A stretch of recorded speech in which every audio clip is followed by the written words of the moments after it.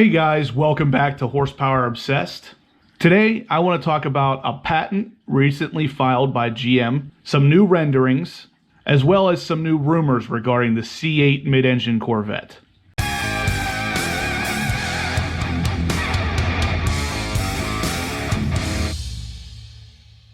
Alright guys, so let's start off small. One of the recent patents filed by GM is actually for an oil separator assembly. Of course, this information was found over at the midenginecorvetteforum.com. Like I've said before, they are a wealth of knowledge over there, and every time I go there, there seems to be a new patent or a new rendering for the C8 mid-engine Corvette, so it's definitely a great place to be if you want information on this car. Now, this patent is basically the same as what most of you know as an oil catch can. It's kind of interesting because GM has come right out and said before that they are not needed for most of their engines. So the C7 Corvette is one of the popular applications for an oil catch can. I do not have one on my C7 yet, but I did have one on my ZL1 I used to have prior to my C7, and I caught around probably 8 to 10 ounces every oil change. Now that doesn't sound like a whole lot, but if you think about where that oil was headed if I hadn't caught it in that can, it's definitely something that was needed in my opinion. That oil would have made its way right into the intake and gummed up the supercharger, the throttle body, the entire intake tube. It would have been a mess. So I always had a feeling that something like this was needed, but GM had flat out said it is not needed, and a lot of people out there would also argue that it's not needed. Now this patent here clearly shows GM knows it is needed. Now, of course, this is a slightly different designed engine than the LT1 or LT4 that is in the C7, but at the same time, it's interesting to see GM stepping up to the plate and making sure that this kind of problem is taken care of appropriately. As with all my videos, I'll make sure all of the links are in the description down below in case you want to check it out for any additional information that I may have missed in this video. Now, the second bit of information actually comes from Car and Driver. They are again reporting a popular rumor that the C7 and C8 models will be, in fact, produced together. This has been covered a couple different times on my channel, and it always comes back to the same thing. Everybody doesn't seem to think this is going to happen because of the financial cost to GM to run production for two separate Corvette models. While I agree with that, it doesn't make financial sense. It doesn't necessarily mean that that is the be-all end-all. Just because it doesn't make financial sense to us does not mean that it wouldn't make financial sense to GM. So now we have another site reporting that the C7 and C8 will be produced together, and it is a site with a decent reputation. The Car and Driver article goes on to say that, quote, "We have it on good authority that there will be some overlap between the production of the C7 and C8 Corvettes for the first year or two of the mid-engine C8 cars run." Now that's pretty interesting considering we've heard this rumor a couple different times and it's always been debunked by the financial argument. So now we're seeing a Car and Driver magazine, which, like I said, has a decent reputation, stating that they have it on good authority that it is in fact going to happen. We are going to get both models produced at the same time. Now, while it doesn't necessarily make financial sense to someone on the outside looking in, it does make sense to me as a consumer because now we have the C7 that everybody seems to love being produced right beside a C8 that the jury's still out on. So basically, if people don't like that C8 Corvette, you can fall back on the C7. So as far as that goes, it makes sense to me. This Car and Driver article goes on to say that it is unlikely that the C7 Final Edition Corvette will ever make its way to the United States, which we already knew if you watched my last upload. The Final Edition is strictly planned for only the European markets. Now, while that means there will be a gap between the C7 and the C8 models for Europe, that's not the case here. They claim that the C7 and the C8 are in fact going to be produced side by side for at least the first year or two. I've heard a lot of people talking about this, a lot of different rumors, and a lot of people suggesting that this is the best approach for GM. And of course, in my opinion, I think it is as well, but it didn't make financial sense. But again, like I said, I am not a huge company like GM is. So what makes financial sense to me is not the same that would make financial sense to them. But on a consumer level, this is something that would make sense to me.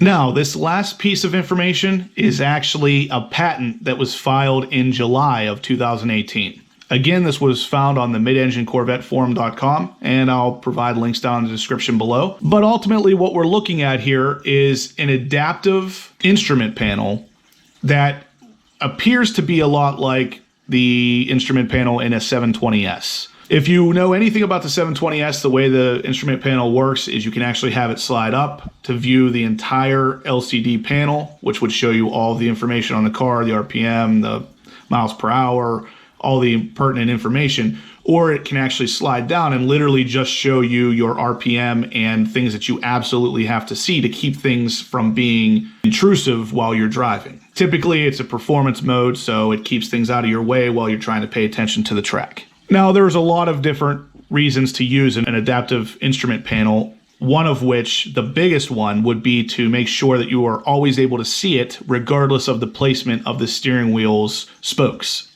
So I know one of the biggest issues in the C7 Corvette for me is the placement of the steering wheel blocks a good bit of the dashboard.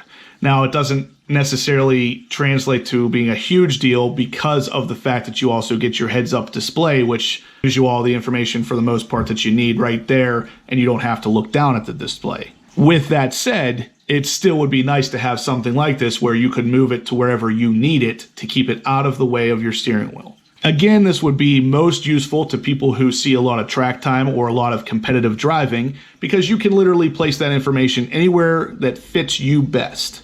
This is definitely an interesting patent, not something that I have even heard rumored before, so seeing this is a real surprise and really interesting because it really looks like GM is trying to build a car that is going to be useful to people who really want to use it for competitive driving.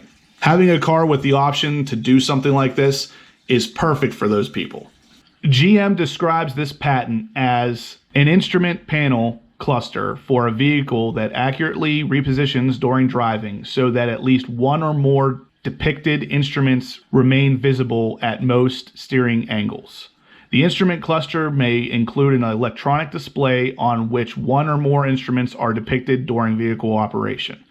An instrument cluster controller receives data representative of the steering wheel angle, so that at least one instrument remains viewable within an opening formed within the steering wheel.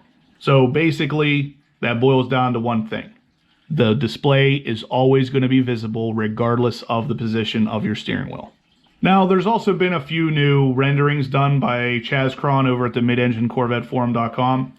These have turned out very nicely, one of which is without a doubt our most realistic looking rendering yet, and it shows what could be the Target Top edition of this car. Now, of course, the Target Top is very popular with the C7 Corvettes, and honestly, it would surprise me a good bit to see GM release this car without a Target Top option. This particular rendering, literally, of course, it's borrowing the rims from what looks like a Stingray, the seats from the C7 Corvette, but still has a very realistic look to it. It's obviously depicted here sitting in a parking lot, and if I didn't know any better, I'd say I'm looking at the real deal.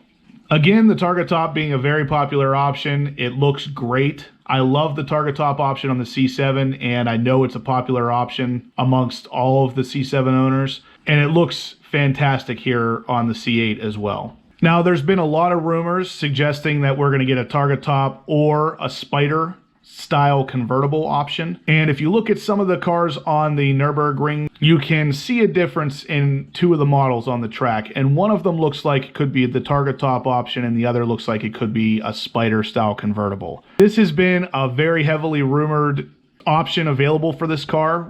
And while it would add a lot of expense, or potentially a lot of expense, it is an option that I think we're going to end up seeing because a lot of the mid-engine exotic cars have an option for Spider style convertibles. This would still give the people who like their convertible style cars an option for a convertible with the C8 mid-engine Corvette. Just like the C7, we get a Target Top or a convertible option.